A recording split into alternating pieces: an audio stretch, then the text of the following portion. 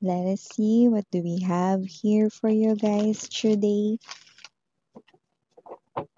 A lot of passion, a lot of emotions, Ace of Wands energy, a lot of excitement as well. Okay, you could be definitely giving the vibe of excited ka to see this person, and so this person here is also excited to see you. Okay, whenever you're around with each other, you feel the same. You feel the same thing for each other. So let us see.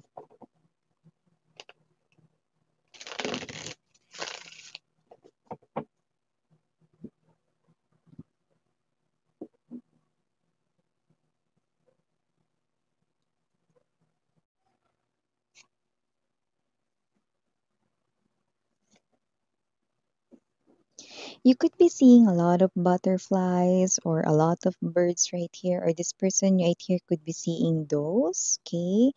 But I do see na kung sino man itong kakonect mo, no, this is your person right in here, no? Parang medyo shy, nahihiya siya rito, okay, with the Queen of Cups energy, no? Alam mga babes, no, parang yung energy yung dalawa, no, medyo may pagkasalungat, no? Possible na yung energy mo kasi heavily kung nafi-feel with the King of Swords, no? Unlike sa person mo, no, meron siyang Queen of Cups energy. Wala tayong gender dito, no? Pero nakikita ko rito na mas matapang ka, mas strong ka, no? And with the King of Swords energy, okay, ito yung ini-embodies mo na characteristics mo. Yung parang hindi ka natatakot na sabihin yung saloobin mo, no? Kung ano yung gusto mong ipahayag, no? Sinasabi mo, no? Yes, ipahayag. Saya mga bes, 'no? And yun nga 'no, yeah, okay, sa mga parang nagugulat diyan, "Ba't ako natuwa?" 'no, yeah, excuse me, para sa akin achievement yon dahil isa na namang malalim na Tagalog word ang na-unlock ko. So yun nga mga babes. And yun nga 'no, going back right here 'no, well, ang iyong person naman is someone na shy, parang medyo nahihirapan na sabihin yung kanya ritong, gustong sabihin 'no. So parang may fear na nahihiya 'no, and at the same time, your person right here is someone 'no, na medyo nag-aalangan dito 'no. But I don't feel that this is something here really negative, like, it's not. Let's continue. So we have here the High Priestess. Okay, this is your person's energy. We now have the Eight of Wands right in here. Yeah, this could probably be a new connection, like kakasimula pa lang, bago pa lang, 'no? So, I do pick up right here 'no, na possible na parehas nag-a-adjust with the Two of Coins right in here, okay? There's adjustment right in here. We also have here the Six of Coins. Oh, the Four of Wands, okay? And wow, the Hierophant energy. So, nakikita natin, yeah, we're hearing that song, okay? Halipin ako na umiibig sa'yo. Bakit di magawa na magtampo? Paano ba ito? Yan. With that particular lyric, mukhang alam na natin kung ano yung gustong ipahayag ng person mo. But let me lay all the energies first sa ating table. Now, we've got the Two of Wands right next to the Two of Cups, King. I do see that this is what you want. The World card energy. Bottom of the deck. Wow. We have here the Three of Cups energy. We have here the beautiful Ten of Cups energy. And the Sun. Okay. Ang ganda. Okay. Hi and hello there everyone. My name is Yan. Welcome newbies, new subscribers, returning buyers ko dyan. Thank you sa inyong walang sawang love at support for me na wala talagang kapatid-patid at kasawa-sawa kayo. Thank you so much. At yun nga sa ating mga returning buyers no yan, no? Okay, at sa lahat, no? Thank you so much. At yun nga kung hindi niyo pa knows, meron pa tayong other channel. Link is down below sa ating description box if interested. just click that link para kayo mapunta there at araw-araw ay nag-a-upload tayo ng collective readings for all signs doon. At yun nga lahat ng gender, babae, lalaki, LGBT, lahat ay welcome. Pwede rin pong i-switch ang mga roles dahil possible talaga magkapalit-palit kasi general reading ito. And at the end of the day, lahat ay may free will na free nyo pong gamitin anytime, anywhere. Timeless to, pwedeng nangyari na sa iba nangyayari na po ngayon, sa iba ay mangyayari pa lang. Kaya naman, just take only what resonates, no? So, yeah, I do see that with the King of Swords energy, definitely the presence of Two of Cups right in here, Two of Wands, no? And a lot of number twos. I do see that this person right here is someone, no? Who's definitely in love sa you. Guys, no, sorry for that. No, I have to answer the call, mga babes, no? And yun nga, no, going back right here, no, I do see na you two 'no, ay meron na kayong relationship and it looks like 'no, bagong relationship ito, parang pausbong pa lang 'no. Kaya medyo nagkakahiyaan pa kayo rito 'no. Pero kagaya ng binanggit ko kanina 'no, medyo strong yung personality mo compare sa person mo, okey. Nakikita natin dito na mas, mahiyain siya kaysa sa'yo 'no, at saka mas may energy na mas kaya mong ipahayag yung saloobin mo, okey.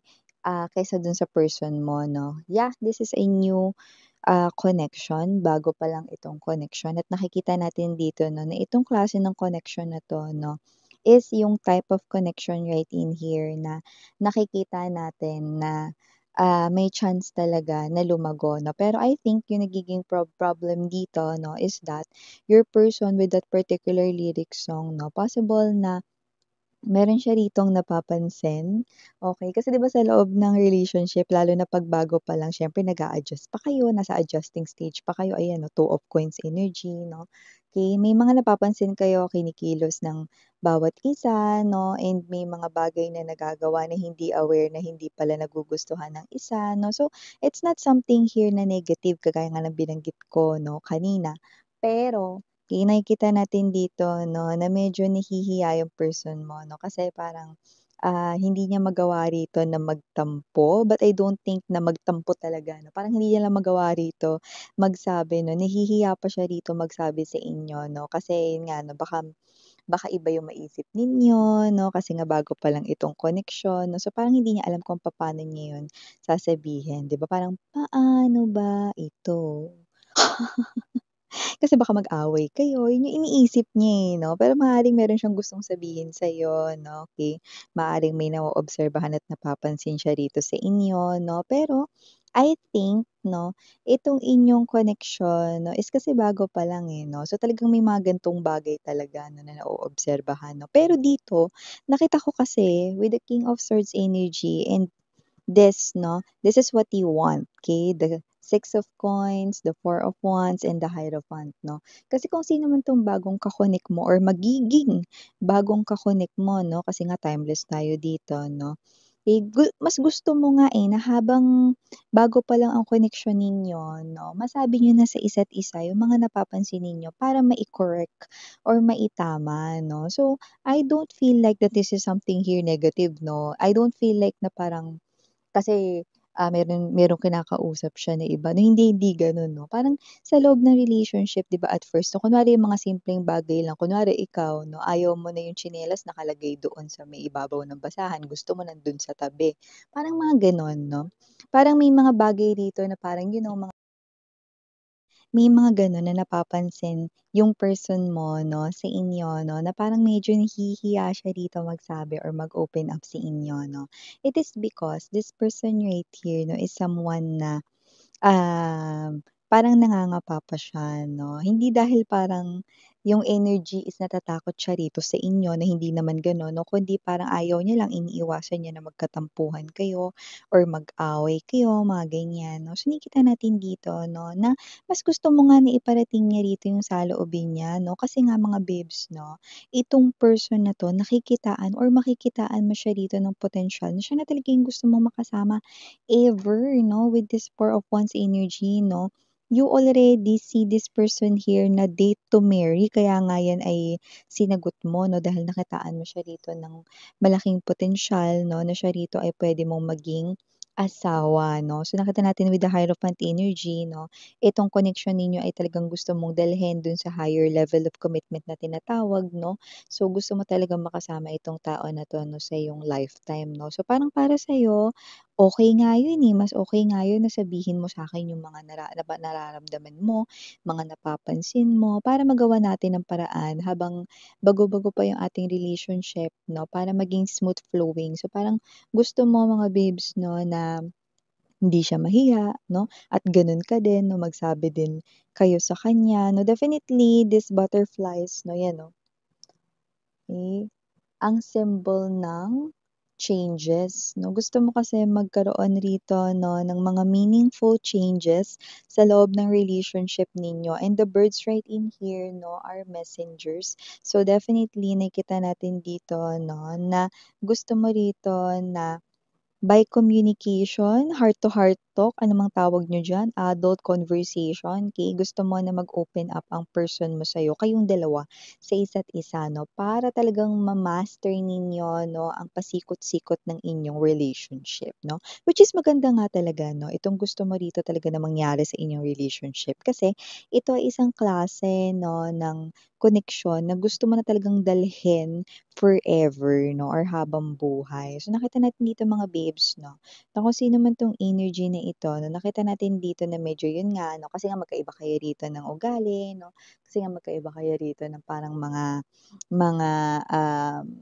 mga parang kung paano ninyo gagawin or sasabihin 'no, yung isang bagay 'no, 'yan. So nakikita natin dito 'no, ng pag-uusapan nito 'no. So nakikita natin that with the Two of Wands and the Two of Cups, definitely, okay.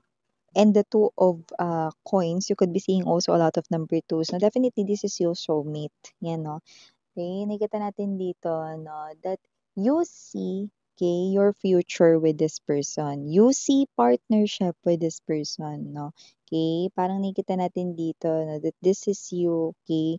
Kung hindi siya, hindi na lang, 'yan 'no. So may gano'ng klase ng energy. So definitely talagang walang duda 'no, you're definitely starting the new chapter here of your love life with this person, the World card energy, okay? And also, I'm picking up right in here, no, that this person right here is someone who's definitely welcome sa iyong world. Paano welcome sa aking world, Miss Yan? Ibig sabihin, tanggap dito ng iyong family, close friends, no, mga tao sa life mo.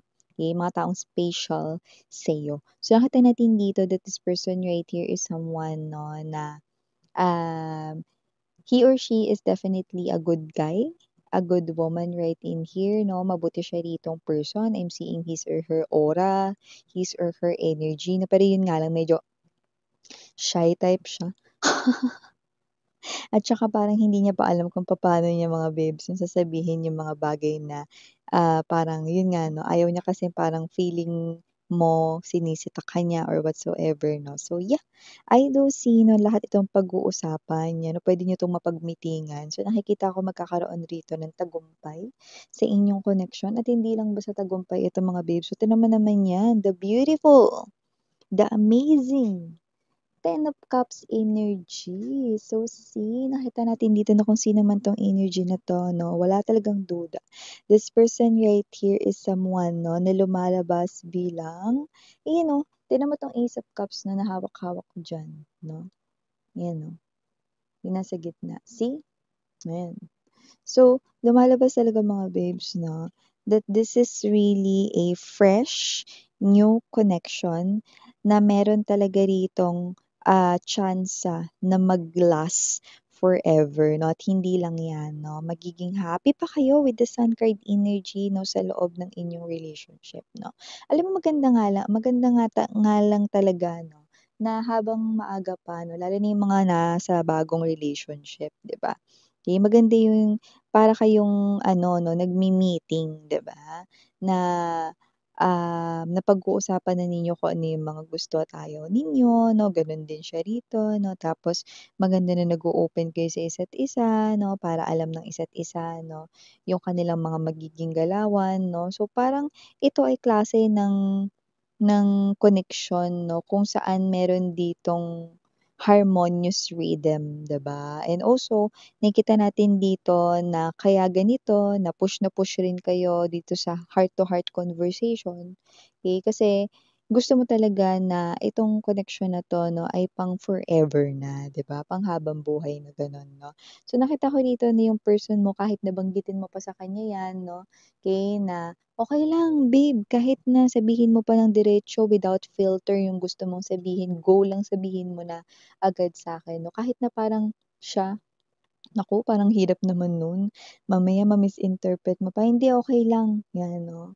Parang, ikaw ito mga babes 'no, na parang push na push talaga rito. Yung person mo push na push din diyan kaso nga lang mga babes 'no, ayaw niya talaga rito yung parang energy 'no, ng mga ganitong bagay, okey? Kasi nga medyo nahihiya siya tsaka parang hindi hindi siya yung klase ng energy na straightforward talaga, 'yan 'no.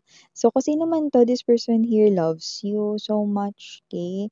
At nakikita ko ayaw ka na talagang saktan 'no. Alam mo tama yung taong napili mo or tama yung taong mapipili mo kasi parehas niyo ditong gustong itawid 'no. So, forever ito 'no. Look at that, we have here the Hierophant and the High Priestess.